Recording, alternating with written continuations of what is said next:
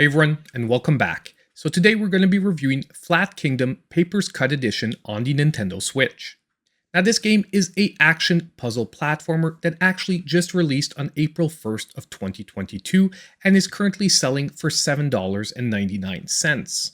The game is published by Radalaika Games and has a download size of 493 megabytes. Now, as a budget-oriented puzzle platformer with a very interesting art style, is this game doing enough to stand out from the crowd?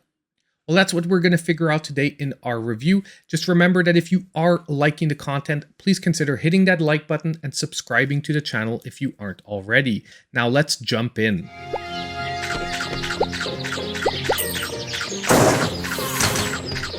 Now if we start first with the storyline here. First of all, at the beginning of the game, it's a pretty simple setup. The princess gets captured from your kingdom along with one of the magical keys that allows the kingdom to keep everything in check, and it starts making the third dimension appear. In response to this, the king quickly recruits our hero named Flat, and you are tasked with pretty much stopping the thief, finding the princess, and bringing back the magical keys. Now, to be totally honest, story-wise, other than that, you don't get much other than finding pages of a long-lost journal. That is till the very end of the game, where there's quite a bit of exposure and the storyline gets fleshed out. But overall, what that means is this is not a storyline-driven game, however, it does feed you enough to keep you interested. And by the end of the game, all those missing pages of the journal that you're finding will finally make sense.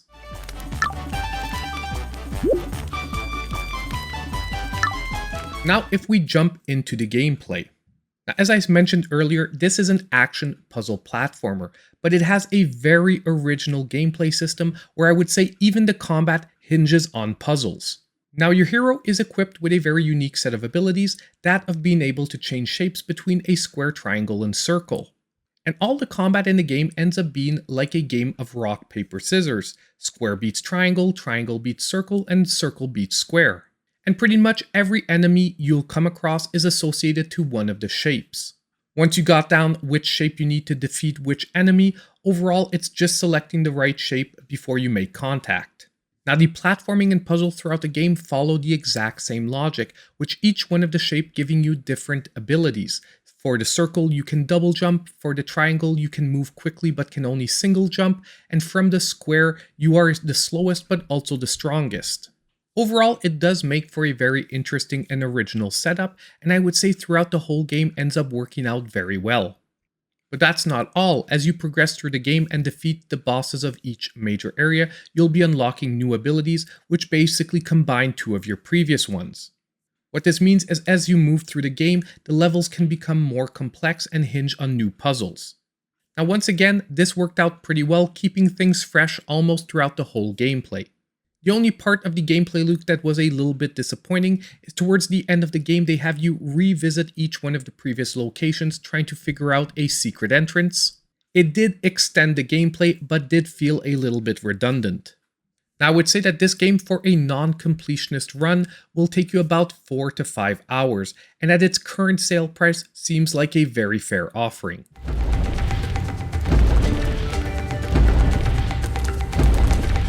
Now if we move on to the game's controls. Now the first thing I'm going to say is that it's a little odd playing this on the Nintendo Switch because you can tell that the controls of the game were developed with the PlayStation controller in mind. The reason why is that the shapes that your different characters take is selected by the face buttons and they correspond exactly to the shapes on the PlayStation controller. But overall, all it means is that someone playing on the Nintendo Switch, it'll take a little bit longer for muscle memory to kick in, because Y corresponds to the square, X corresponds to the triangle, and A corresponds to the circle. But overall, I've got to say that other than that initial learning period, the whole control scheme works pretty well, with the only leftover face button B being associated to jumping. You also have the choice of moving around either using the D-pad or the joystick. And once again, for a 2D platformer, I always appreciate when they give you the option to use your standard D-pad. Now the other important thing to note, however, with the control setup is that the jumping mechanic here does give a floaty feeling to it. However, it is required for this game, and I would say even the platforming depends on it. But don't get me wrong, the controls are nonetheless very responsive. Even when you develop your later abilities, it is simply a combination of the face buttons. For example, when you unlock the bullet ability, it's only about switching to the square once you've already got a running start in triangle. Overall, it's a very simple setup, but it works very well for a simple 2D action puzzle platformer, and gave you everything you needed to confront the challenges of the game.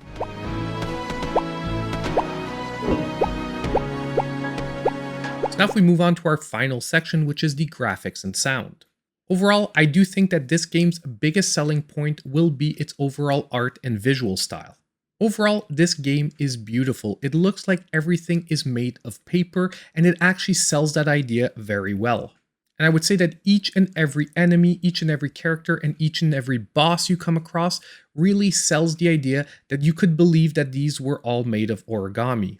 However, I do think that this art style will sort of be a love it or hate it situation depending on your personal preferences. Now, performance-wise, throughout all the main gameplay in the game, I actually encountered no problems, no frame rate drops, or any issues on that end. One odd thing, however, that did happen is there was a lot of artifacting and glitching in the final cutscene to the game. Now, since it was a cutscene, it really didn't affect the gameplay in any way. However, it was rather odd since other than that, the gameplay was very smooth. Now, sound-wise, I would say that everything was very adequate. However, nothing stood out as quite memorable. All the sound effects seemed to trigger perfectly and were well timed with the overall game.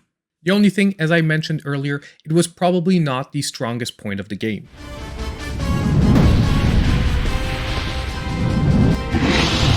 Now it's time for the verdict, and if this is the first time you're watching one of my reviews, my whole review scale is down below in the description of the video.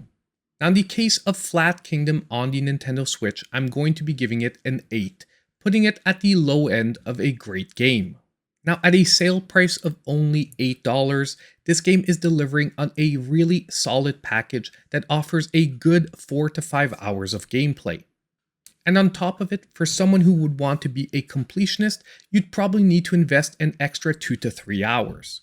On top of it, the game, in my opinion, is very visually appealing, using a very unique art style. And also, it has a very unique blend of action puzzling, where even, as I said earlier, the combat feels like individual small puzzles. So for any puzzle platformer fans out there, for only $8, as I said earlier, the package you're getting is quite unique. So now I turn things over to you. Are you going to be picking up Flat Kingdom on the Nintendo Switch? Or if you've already played the game, do you agree with my evaluations? You can always let me know in the comments down below. And don't forget on the way out that if you did like the content, consider hitting that like button, subscribing to the channel if you aren't already, and hitting that notification bell so you know when all my future content comes out. And as usual, I hope I'll see you in my next video.